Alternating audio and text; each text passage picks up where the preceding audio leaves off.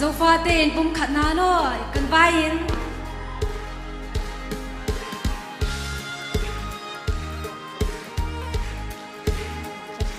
cùng sang tâm ý hoa dinh gam a zo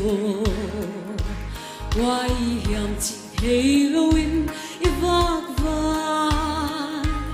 yan zo pa qua hiểm thấy lối man chỉ kim in ý mang zo tao qua đằng ý lo zo se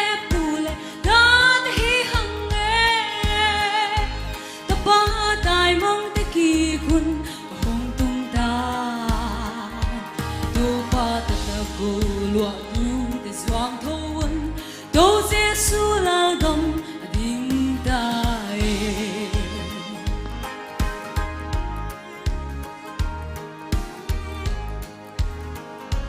bằng chi hiam chi in ni mang vang à đâu ba tu kun bộ xia te hi hằng nghe nam đăng te thu nei na sa đâu ba thăng bay na tô phúc lê bùa hằng qua đằng ý lô dâu xếp tu lê đan hi hằng nghe đã ba tài mang tay kỳ kun hồng tung ta đâu ba ta cô loa tu để doang thôn đâu Giêsu là gầm đinh tai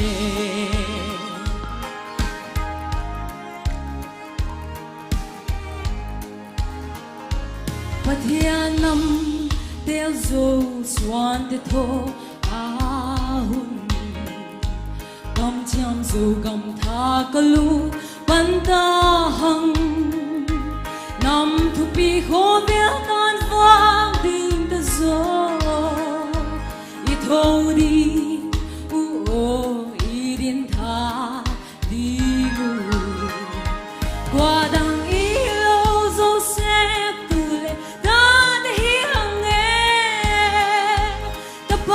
tai mang te ki kun hong tung ta đâu ba ta go lua tu te zoang thôn đâu Giêsu là gom đinh tai